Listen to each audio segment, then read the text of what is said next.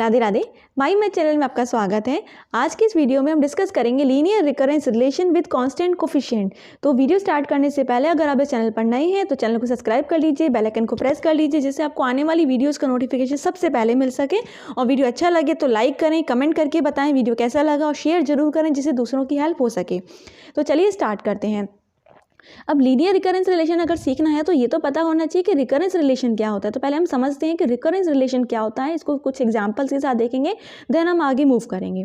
देखिए recurrence relation क्या है, ये क्या है, it is an equation that recursively defines a sequence where the next term is a function of the previous term. इसका क्या मतलब हुआ कि ये एक इक्वेशन होती है ना, इतना समझ में आ रहा है। और रिकर्सिवली डिफाइन करती है किसको, एक सीक्वेंस को, जहाँ पर नेक्स्ट फंक्शन जो नेक्स्ट टर्म जो होती है वो पहले वाली टर्म का, प्रीवियस टर्म का फंक्शन होती है।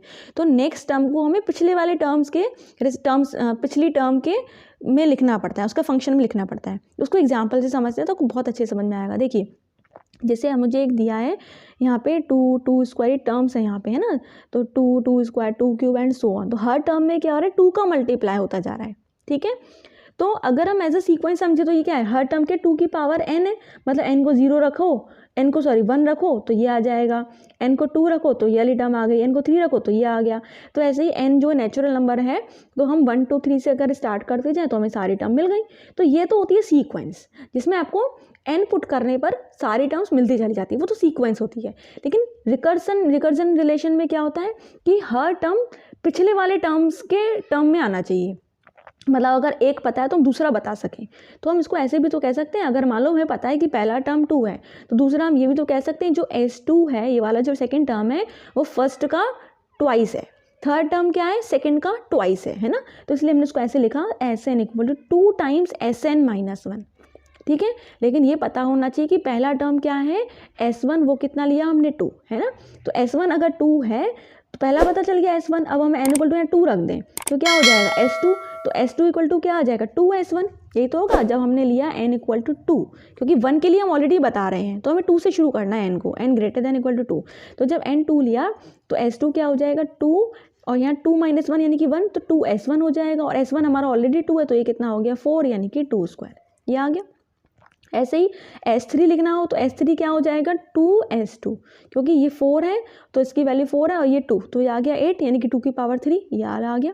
तो इस तरह से हम इसको डिफाइन करते हैं रिकर्जन रिलेशन को। तो रिकर्जन रिलेशन में हम जब लिखते हैं तो क्या रखेंगे, हम पैटर्न देख लें। फर्स्ट टर्म को S1 लिख लें और n greater than equal to 2 के लिए हम क्या कर लें, Sn को लिख लें इस तरह से कि जो उनमें रिलेशन है क्या हो रहा है, ट्वाइस होता जा रहा है। तो Sn इक्वल टू 2 Sn-1 हो गया, ठीक है। तो ये जो पार्ट है this is called recurrence relation, और ये जो पार्ट है S1 इक्वल टू, इसको हम कहते हैं initial condition. Okay, this is initial condition and this is recurrence relation. तो इसलिए मैंने यहाँ लिखा है कि this is a recurrence relation with initial condition S1 equal to 2। Okay, अब देखो नेक्स्ट एग्जाम्पल मैंने आपके सामने रख रही हूँ। देखिए इसमें हमें ये दे रखा है तो फर्स्ट टर्म कितनी है 3, तो सीधे देखते ही हमने लिख दिया S1 इक्वल टू 3 होगा, n ग्रेटर देन 2 आएगा। अब बस यहाँ डिसाइड करना है Sn किसके बराबर है ना। तो अब यहाँ देख लें हो क्या रहा है, यहाँ 3 7 11 15, आप देखो 4 ऐड होता जा रहा है। तो Sn क्या हो जाएगा, अपने पिछले वाले में 4 ऐड कर रहा है, तो Sn इक्वल टू हो गया Sn-1 प्लस 4, ठीक है। तो Sn को कैसे लिखना है, इन टर्म्स ऑफ Sn-1 लिखना है। कई बार 2 टर्म्स के टर्म में लिखना पड़ता है, Sn-1 Sn-2 ऐसे भी लिखना पड़ता है। लेकिन यहाँ पे क्या हो रहा है, सिर्फ 4 ऐड हो रहा है। तो Sn क्या हो गया Sn-1 प्लस 4, ठीक है, with n greater than equal to S1 equal to 3। तो ये हो गई हमारी इनिशियल कंडीशन और ये हो गया recurrence relation. Okay, this is recurrence relation with initial condition S1 equal to 3। Okay, next देखते हैं। अब देखो ये थोड़ा डिफरेंट एग्जाम्पल लिया है हमने, यहाँ S लिया है 1, 1, 2, 3, 5, 8, 13। अब ये वैसा पैटर्न नहीं है, ये फिबोनाची सीक्वेंस कहलाती है, आप इसको जानते होंगे। इसमें क्या हो रहा है, शुरू के 2 टर्म को जोड़ें तो 2 आ गया, अब इन दोनों को जोड़ें 1 और 2 को तो 3 आ गया, इन दोनों को जोड़ें तो यह आ गया। तो इन्हीं की 2 कंसेक्यूटिव टर्म्स को हम ऐड करते जाएं तो नेक्स्ट टर्म मिलता जा रहा है। तो पता कौन सी होनी चाहिए, 2 होनी चाहिए ना पता, तभी तो जब क्योंकि 2 यहाँ यूज़ हो रही, 2 पता होनी चाहिए। तो हमने लिख दिया condition S1 equal to S2 equal to 1। तो ये फर्स्ट 2 अगर पता है तो बाकी सारी जनरेट होती चली जाएंगी। तो हमने ले लिया S1 = S2 = 1 ले लिया, ठीक है। अब 2 ले चुके हैं, 2 तक ही आ चुका है, तो यहाँ पे क्या आएगा, n > 3। वहाँ स्टार्टिंग में हमने अभी पिछले एग्जाम्पल्स में हमने एक कंडीशन लिखी थी, S1 लिखा था तो ये 2 से शुरू हो गया था। अब यहाँ 2 आ गए, 1 और 2, तो 3 से शुरू होगा, तो > 3 होगा। लेकिन कैसे होगा, हमने क्या बताया, थर्ड टर्म जो है अपने पिछले वाले दोनों का सम है, तो Sn क्या हो जाएगा, Sn - 1 + Sn - 2। ओके, तो जब हम इसमें 3 रखेंगे तो ये क्या हो जाएगा, 3 - 1, यानी कि जब हमने देखिए अगर हमने n = 3 रखा तो ये क्या हो जाएगा, S3 = S3 - 1 यानी कि 2, और यहाँ 3 - 2 यानी कि S1, ऐसे आ जाएगा, ठीक है। तो इस तरह से हम लिखते हैं। ये जो रिकरेंस रिलेशन होता है, इनका आप जब एल्गोरिदम्स की स्टडी करते हैं तो वहाँ पे बहुत इनसे हेल्प मिलती है, ओके। और इनकी कई सारे एप्लीकेशंस भी हैं। तो ये तो था रिकरेंस रिलेशन कैसे लिखते हैं, है ना। मैंने वो बताया विद इनिशियल कंडीशन, अगर हमारे पास कुछ इस तरह से टर्म्स दे रखे हैं सीक्वेंस के तो हम लिख सकते हैं। अब हमें समझना है कि लीनियर रिकरेंस रिलेशन क्या होता है। हमारा मेन जो टॉपिक है यही है, और इसके आगे हम सॉल्यूशन की बात मैं नेक्स्ट वीडियोज़ में करूँगी कि कैसे हम इसको सॉल्व करते हैं, इसके बारे में डिटेल में जानेंगे। लेकिन अभी हम सीख रहे हैं linear recurrence relation with constant coefficient क्या है। तो देखिए ये होता है, ये सिर्फ इतनी सी हमें बात याद रखनी है। कैसा रिकरेंस रिलेशन वर्ड है, इसका मतलब an - 1 an - 2 ये सारे तो टर्म्स आएंगे ही आएंगे।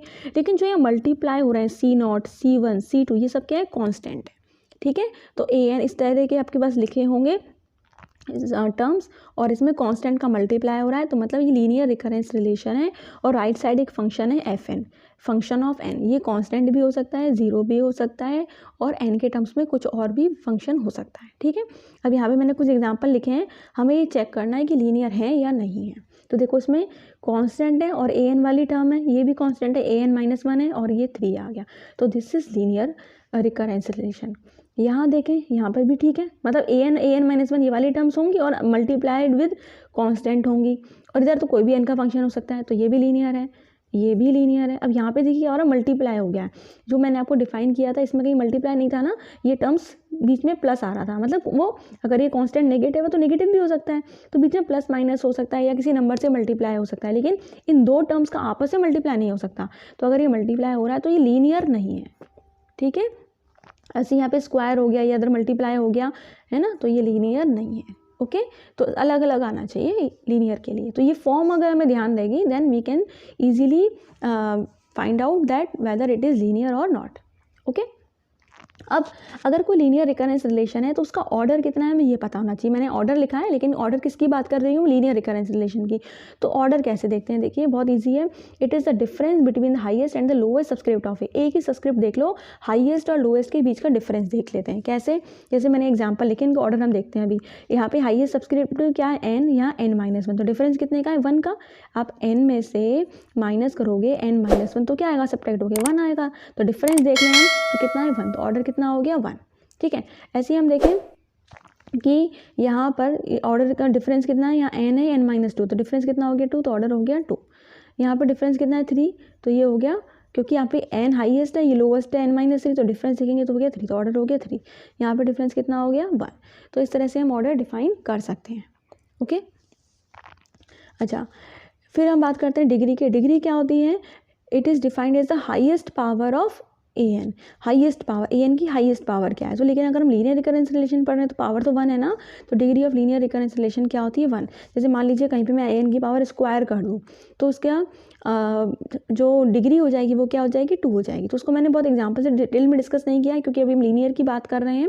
नॉन लीनियर जब करेंगे तब हम इसको देख लेंगे, और लेकिन आपको पता होना चाहिए कैसे देखते हैं, हाईएस्ट पावर ऑफ a की पावर n, और लीनियर रिकरेंस रिलेशन के लिए ये 1 होता है, ठीक है। अब लीनियर रिकरेंस रिलेशन को सॉल्व करने के 3 मेथड्स हैं, iteration method, method of characteristic roots, और जनरेटिंग फंक्शन। इन मेथड्स पर मैं सेपरेट अलग अलग वीडियोस बनाऊंगी आने वाले नेक्स्ट वीडियोस में, मतलब आपको इन पर बेस्ड वीडियोस मिलेंगी। सबसे पहले methods of characteristic root cover करेंगे, उसके बाद बाकी मेथड्स को कवर करेंगे। अगर आपको ये वीडियो यूज़फुल लगा हो तो वीडियो को लाइक करें, कमेंट करके बताएं कैसा लगा, और अभी तक चैनल को सब्सक्राइब नहीं किया तो सब्सक्राइब कर लीजिए, और दोस्तों के साथ शेयर ज़रूर कर लीजिए। Take care, Radhe Radhe.